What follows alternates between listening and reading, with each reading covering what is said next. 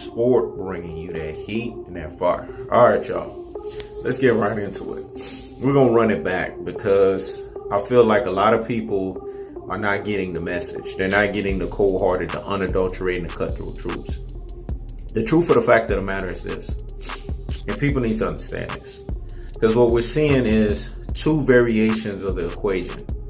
We're seeing guys that are coming out being what I would say Errol Spence haters, and we're seeing the other side of the equation, guys that are being Flomos. Listen, Floyd Mayweather is a fighter that I respect. He's a fighter that I like in terms of what he brings in terms of the square circle. There's nobody in boxing that brought the pedigree of pure boxing skills and boxing grit that Floyd Mayweather brought. But I think a lot of people misunderstood or misinterpreted the video because a lot of people are not deep thinkers out here in these boxing streets. When you're a deep thinker, you understand certain things. What's understood doesn't need to be explained. Let me say it again. What's understood doesn't need to be explained. And what doesn't need to be explained here, but it seems that he knows the sport has to explain it. So I'm going to go ahead and explain it in cold-hearted, unadulterated, cutthroat truths is Floyd Mayweather used the 48 laws of power. See, a lot of you folks are now read or well-read. I can see that. You know what I'm saying? A lot of times things have to be dumbed down to the lamest terms for you guys to get it. And that's understandable. So what people need to understand is pick up a book, read a damn book. 48 Laws of Power is a book that people, some of the greatest minds on the planet, you know, some of the greatest people that in terms of them in their genre, whether it be sports, whether it be, you know, stock market field, whether it be, you know what I'm saying, business in terms of real estate, you name it, they all have used some form of the 48 laws of power variation to withhold their superior, well, not withhold, but to exercise, and that's the right terminology I want to use, to exercise their superiority to other people's inferiority. Let me say it again. To exercise their superiority over other people's inferiority. What Floyd Mayweather did is he used the 48 laws of power in the very most absolute wrong way possible, humanly possible that you can use it. He's using it against his own people. And that's sad because usually the 48 laws of power is something that, you know, people of a Caucasian skin would use on people of black skin because they want to basically assert some form of racial dominance. But in Floyd Mayweather's case, that's what he was doing to Errol Spence, but he was doing that falsely. And the reason why I say falsely is because, like I've told you guys before, Errol Spence is the next boxing superstar. It's very evident. Richard Schaefer is a businessman of epic proportions and epic magnitudes. And the reason why I say this is because everything Richard Schaefer has touched, if you do your homework on him, you will understand he turns it into a pot of gold. This man, who is a shrewd businessman of the highest order and highest degree, said we ushered out of the Mayweather era into the Spence era. He wasn't just talking about that from a boxing standpoint. He was also talking about it from a fiscally responsible standpoint. Let me say it again. He wasn't just talking about it from a boxing standpoint. He was also talking about it from a fiscally responsible standpoint, meaning he sees that fiscally, when I say fiscally, what do I mean? Financially, meaning monetarily, Errol Spence is bankable. And he knows this to be true. So that's why he said we ushered out of the Mayweather era. Because you have to understand what brings the whole gamut when we talk about Mayweather. It's not just what Mayweather does in the boxing square circle. It's what he's also able to command outside of it. Let me say it again. It's not what just Mayweather does inside of the boxing square circle. It's also what he's also able to command out of it. That's Errol the True Spence. Manny Pacquiao trying to push to get one big last fight. And who's the name that he's looking for right now in July? Potentially Errol the True Spence. That should tell you something. Canelo Alvarez has come out Isn't he supposedly the cash cow in boxing? Supposedly. A guy that makes all this front end money, but he makes no back end. Let me say it again. A guy that makes all this front end money, but he makes no back end money. He's called out Errol Spence through Oscar De La Hoya for $20 million. Something that even Jamal Charlo or Demetrius Andrade couldn't get. Why is Errol Spence at minimum able to get $20 million? Even though they lowballed him, Errol Spence should get $40 for that damn fight at minimum. That's why he learned that premise from Al Heyman and Floyd Mayweather. You never take the first deal, or you never take the first offer. Let me say it again. You never take the first deal, or you never take the first offer. So you dodo heads, you brain full of mush, and you brainwash followers. What you guys need to understand is Errol Spence is bankable. He has charisma and he has charm, but in a different variation from Mayweather. Mayweather's was more so in your face spending money. Spence is more so in his personality. Let me say it again. Mayweather was more so in your face and spending money, whereas Errol Spence is in his personality and his authenticity and his consistency. People gravitate towards that, regardless of the genre of race. So Mayweather's threatened by that, because Mayweather is a person who operates in self-preservation as the law of the land of an extreme variation.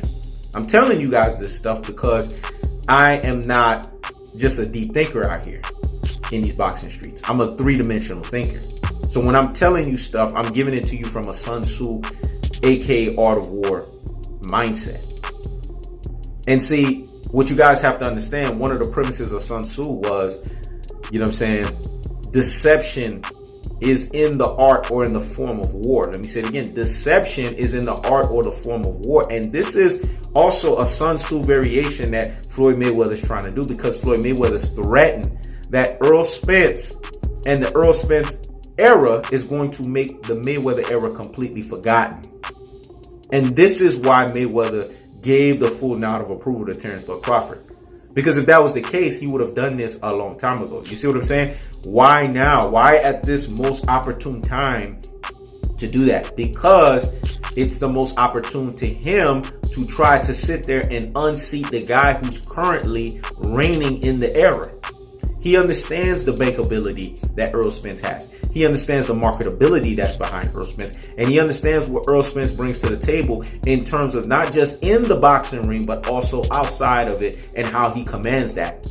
And that threatens the fiber of Floyd Mayweather, because every other boxer that Floyd Mayweather was compared to, he always had that as his caveat to say that, yeah, they're a good fighter, but they don't make what I make. Errol Spence at 29 and 30 years old, go look at his money that he's been commanding. It's already more than Mayweather at 29 and 30. Mayweather knows this. And Floyd and Errol Spence is easily able to make $20 million in the Manny Pacquiao fight if they fight in July. He would have done this at 30 years old. Mayweather wasn't making this kind of money at 30. So you guys have to understand, in cold-hearted, unadulterated, and cutthroat truth-teller fashion, what's happening here. And if Errol Spence gets a Canelo fight, that's a $40 million fight. At what, 30, 31, 32? You guys have to start drawing the lines here. Of course, no one is comparing what Errol Spence is bringing to the table as opposed to Mayweather. Mayweather's a standard bearer. We know this to be true. He's broken all the numbers. But I'm talking about from the ages of 29 and 30. And if you do your homework and you do your due diligence, you'll understand what I'm talking about. Errol Spence is already ahead of schedule from where Mayweather was at the same age. And Mayweather understands this. So he wants to knock down Errol Spence so that he can bring himself up. And he understands he has flow-mos, and he understands that he has a boxing community fan base that will fall for the bait in his 48 laws of power trick or scheme that he's using in such a very diabolical fashion. And his self-preservation is the law of the land extreme bit that he's using, and the deception bit that he's using from the Sun Tzu, aka Art of War. How does he know the sport? Know this because I know how people's brains work. I'm a three-dimensional thinker. I know the chess piece moves that these people are moving with. I'm telling you, this is what Floyd Mayweather is doing. Because this was the same guy that said that Errol Spence is legit. That's the guy. This was the same guy that Errol Spence that Floyd Mayweather endorsed in Errol Spence and said the Keith Thurmans of the world, the Sean Porters of the world, the Danny Garcias of the world, this is who they have to go through if they want to go through me. Now all of that's got pushed to the wayside. He gave me that good work. He gave me that black eye. I fired him, but then I had to bring him back. This came out of Mayweather's mouth. It came out of his mouth. Leonard Ellaby, there was a super chess match when they fought and they sparred. It was things of such epic proportions that even the Valhalla would be echoing and saying, damn, look at this type of fight right here. This is a fight of epic proportions and epic magnitude. So what are you classic dolts and troglodytes not getting? Rudy Poo and Plum Plum brains. Ultra fanboys with the ultra fanboy rhetoric. Put your ultra fanboy rhetoric at the door. Put your classic doltism and your troglodytisms at the door. Put your Rudy Poo and your Plum Plum brainisms at the door and look at the facts for what they are. Mayweather never endorsed Terrence Bud Crawford. So why is Terrence Bud Crawford being endorsed all of a sudden now to this variation?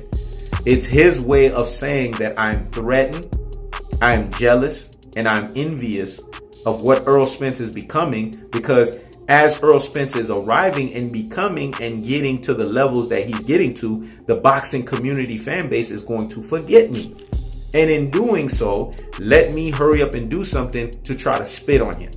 This is not the first time that Floyd Mayweather has done this to a fighter. He's done this to Andre Ward in the Sergey Kovalev fight and other stuff. He's done this stuff to Deontay Wilder.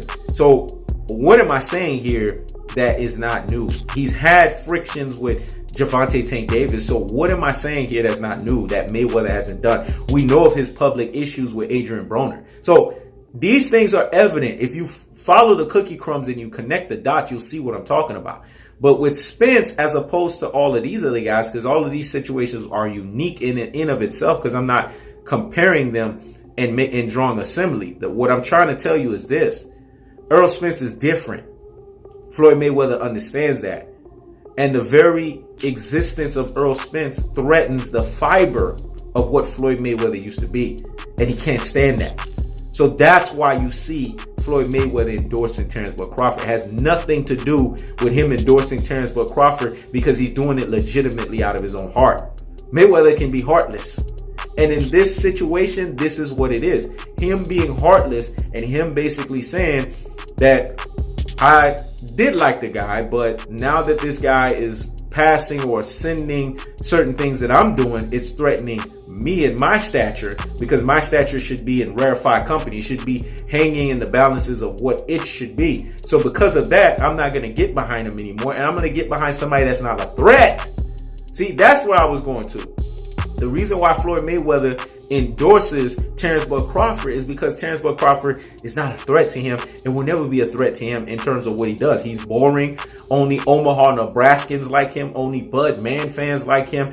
Outside of that, what does he bring to the table? Whereas Errol the True Spence brings everything else to the table.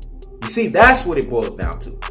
Mayweather getting behind a guy that he knows will always be beneath him and that will always bend the damn knee to him, and he doesn't have to worry about what he's done being threatened. Whereas with Errol Spence, he has to tread lightly and he has to tread carefully because he knows every fiber of everything else can be threatened with him.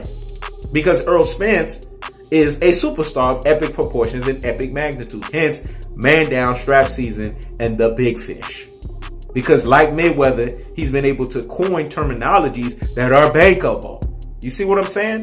So you classic dolts and you troglodytes, you Rudy Poo and you Plum Plum brains, you ultra fanboys with the ultra fanboy rhetoric. This is what it boils down to. And if you can't see that, then like they always say, when you have something in front of your eyes, if you choose to be blind, then be blind. Because he knows his sport can't help you. But I just delivered the cold-hearted, unadulterated, cutthroat truths. So the truth of the fact of the matter is, Floyd is envious, he's jealous of what Errol Spence's stardom can be.